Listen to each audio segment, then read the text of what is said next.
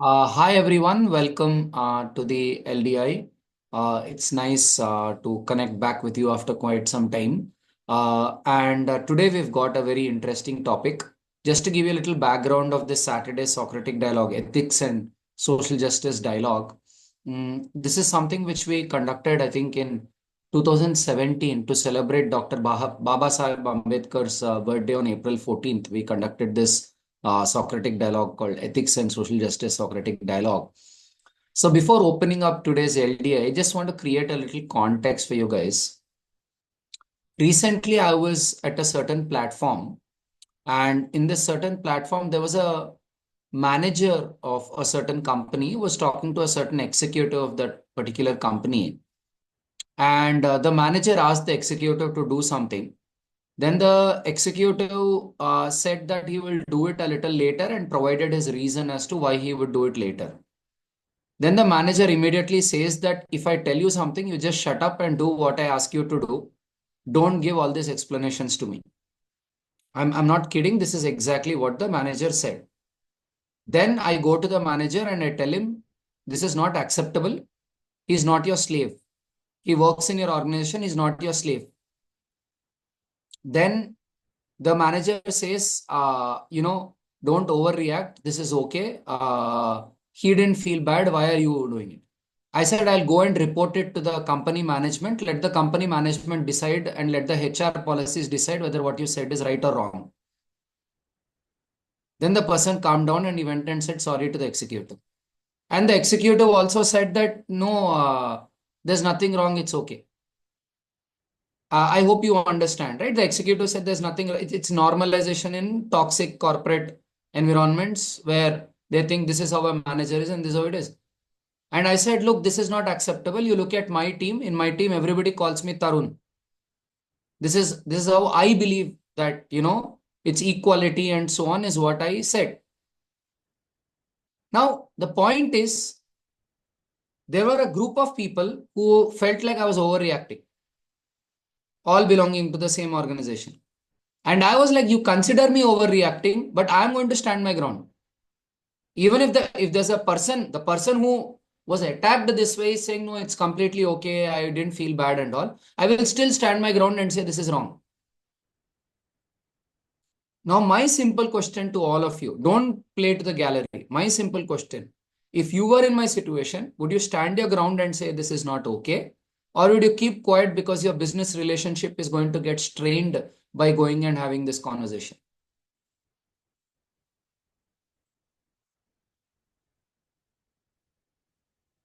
I will oppose if they do like that. Okay. Vinay says he would oppose. Now, let us say there's a woman in your company who goes through something very wrong in a very subtle way. Would you oppose that person even if that person is a powerful person in the organization? Or would you say, I need to build my career and I will mind my work and law will take its own course? I would oppose. A I lot will of also people say oppose. this, lot of people say this, but in the corporates, all we see is silence.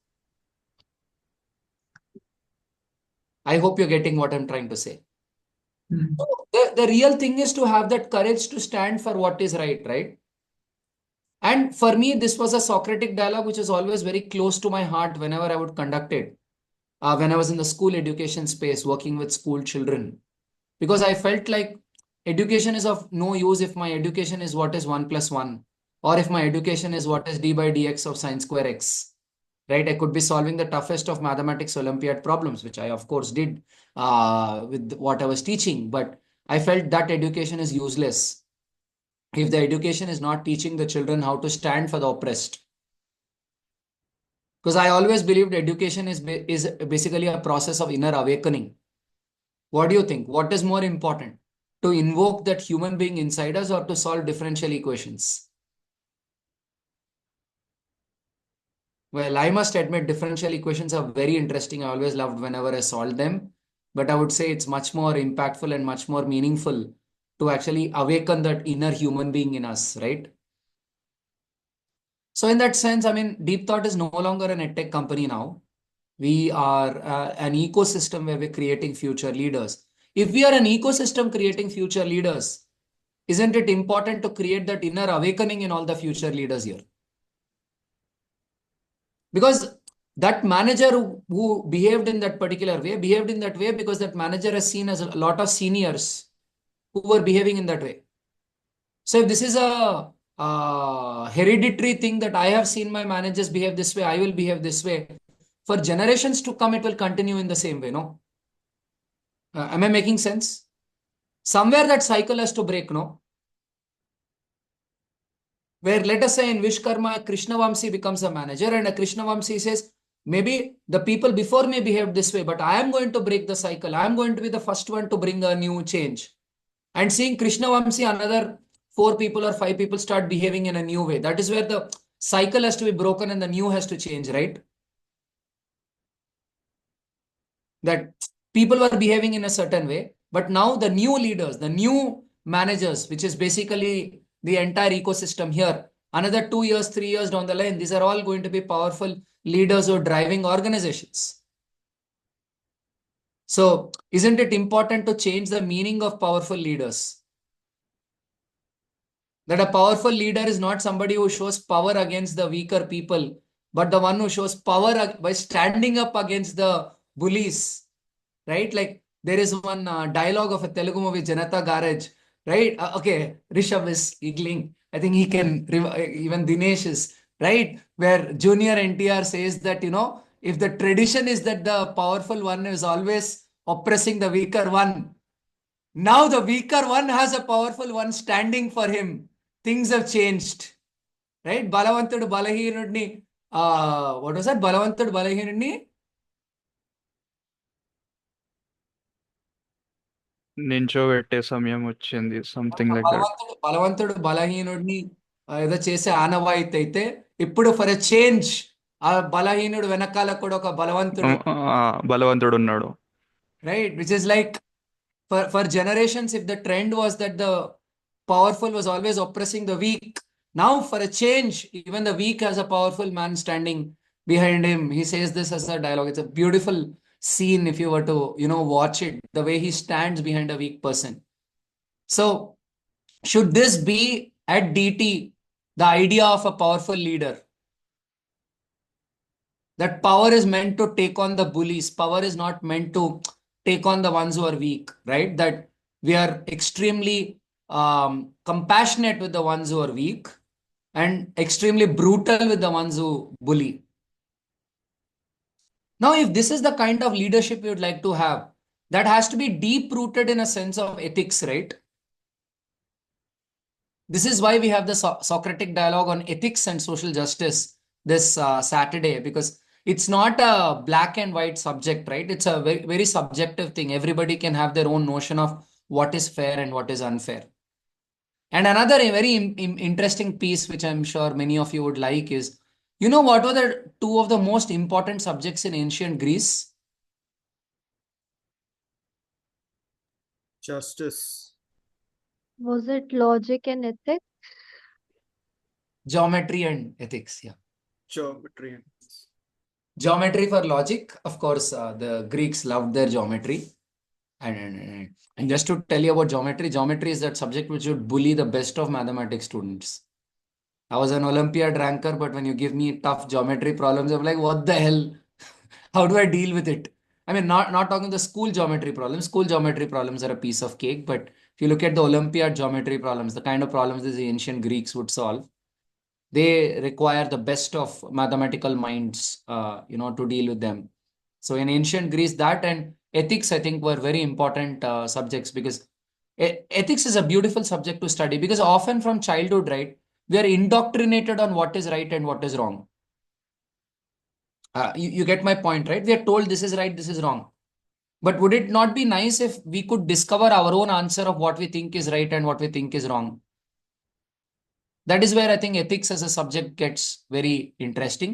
So the topic for today's LDI is what is your idea of ethics and social justice, and how would you, as a leader, how would you bring that out in all the environments around you? What is your idea of ethics and social justice, and how would you bring out a fair and just environment for people, around you? Whoever likes to pitch, please raise your hand and it'll be really nice to listen to your ideas. Thank you, Harish. Yeah. Anybody else who wants to pitch can raise your hand. Yeah. Thank you, Diya. Thank you, Sandeep. Thank you, Paridhi. Thank you, Darshana. Thank you, Gayatri. It'll be nice to have some people who are pitching for the first time. Come on, people. Even if you have not pitched before, you can muster that courage and make your pitch this time around. It'll be really nice to have somebody who's pitching for the first time. Yeah, good to see you, Shwetashri. Can we have a round of applause for Shwetashri? She's going to be making her first LDI pitch today. Yeah. Congratulations on making your first pitch today. Anybody else going in? Come on. It'll be nice to make your first pitch. You see, a lot of people are excited to see the ones who are going to make a pitch for the first time. We are a collaborative ecosystem, aren't we? Yeah. Thank you, Shashwat, for going in. Is this going to be your first pitch? Okay. So can we have a round of applause for Shashwat as well? Can we encourage him as well? Super. Soumitra is in a ocean of celebration. Okay. Yeah. Anybody else wants to pitch? We have 3 more seats for somebody else who wants to pitch.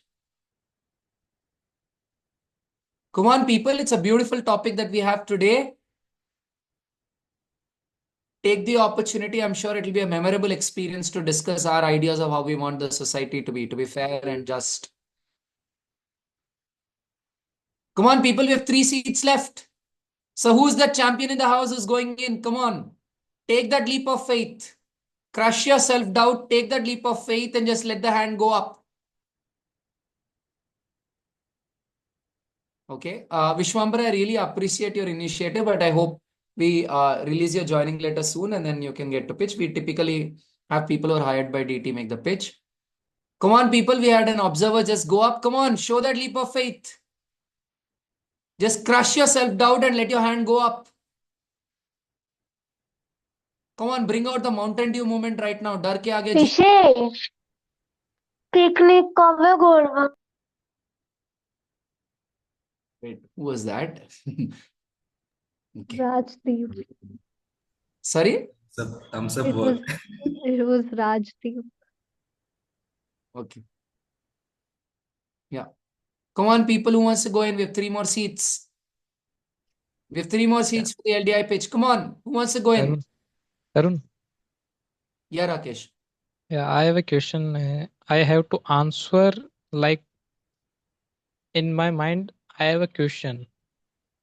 So I have to answer about this. Not, Basically, I'm not. the pitch is like according to you, what is ethics and social justice?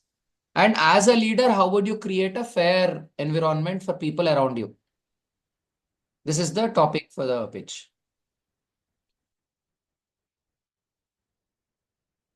Okay. Thank you, Rakesh. I think it'll be his first pitch as well, right?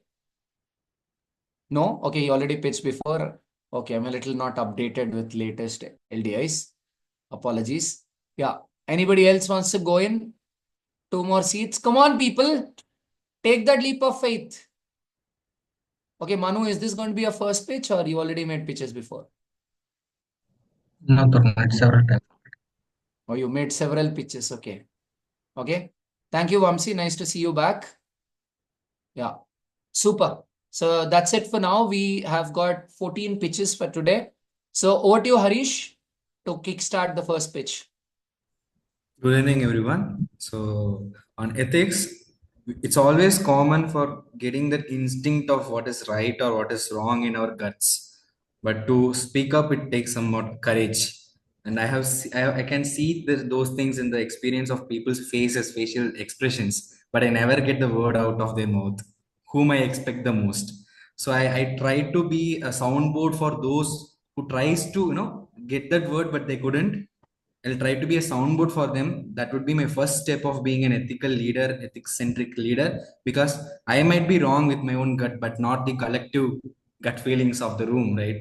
So I hope this would be a minute thing I add up for everyone from my perspective on the ethical leadership. Thank you. Thank you, Harish. That's a beautiful perspective. A soundboard for the voiceless. I mean, one of my mentors would say, as a leader, you're the voice for the voiceless. So that's a very interesting perspective, Harish. Over to you, Dia. So, in my room, I'll be talking about two concepts that Mahatma Gandhi was also inspired by. It will be Antyodaya and Sarvodaya. So, I will talk about what exactly it means when we say the rise of all. Okay. Thank you, Dia. Powerful ideas. Over to you, Paridhi. I would like to talk about morality versus ethics and how, even though morality itself can be very personal and subjective, ethics are often systemic, and how, in a team or in an organizational basis, we can create a sense of shared ethics while still preserving our personal morality or moral beliefs. Wow. That's a very relevant point, right? Often there's this challenge when what according to me is moral is thrusted upon others, right? Especially like if I'm vegetarian, would I be okay with somebody eating meat on my table, right? So I think these are some very interesting dilemmas to look at. Thank you for this perspective, Paridhi. Over to you, Darshana. I thought of ethics and social justice is equality and respect. I think these two things are very important, and how there is a inequality between genders and caste, and how as a leader I can conduct some activities and can like guide people on these topics. So this is what I'm going to discuss in my room. If interested, please join my room. Thank you, Darshana. Definitely, gender and caste are things that are haunting us even today as a society. Looking forward to your perspectives. Over to you, Gayatri. In my room, I would like to discuss about how what we decide right and right and wrong can be different from good and bad, and how empathy is base of uh, uh, when you take decisions. Uh, yeah. Yeah. Thank you, Gayatri. And I think it's very interesting to look at empathy as the foundation for ethics. Curious to know how you go about it. Over to you, Sagnik. Yeah, so in my room, I will mainly be discussing about how in toxic corporate environments, we have this concept of bystanders, where people, even though they empathize with certain situations and scenarios, they don't necessarily take action for it to keep themselves on the safe side. So to mitigate this particular aspect, we can create anonymity systems, which can basically allow particular individuals to showcase their thoughts and their insights about something in an anonymous way without explicitly mentioning or exposing themselves. So I will be talking about that.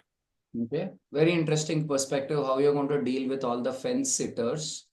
Thank you for that, Sagnik. Over to you, Dinesh. Hello everyone. In my room, we will discuss like how work ethics can be useful in not only in office work, but also we can use in remote work also. So there are a lot of things But that we actually, can discuss. work ethic is a different idea, no? I was talking about in general idea of ethics and social justice, right? So that was the theme. In case you want some time to think and come back, that's fine. Yeah. Okay. Okay. In my room, in a powerful position, how leader can behave in a good way, and what are the ethical and not non-ethical point for a good leader. Okay. So if you're a powerful person, what is right, what is wrong Yeah, is like what where is we right want and to wrong, and discuss about explore. that. Thank you, Vinay. Over to you, Shweta.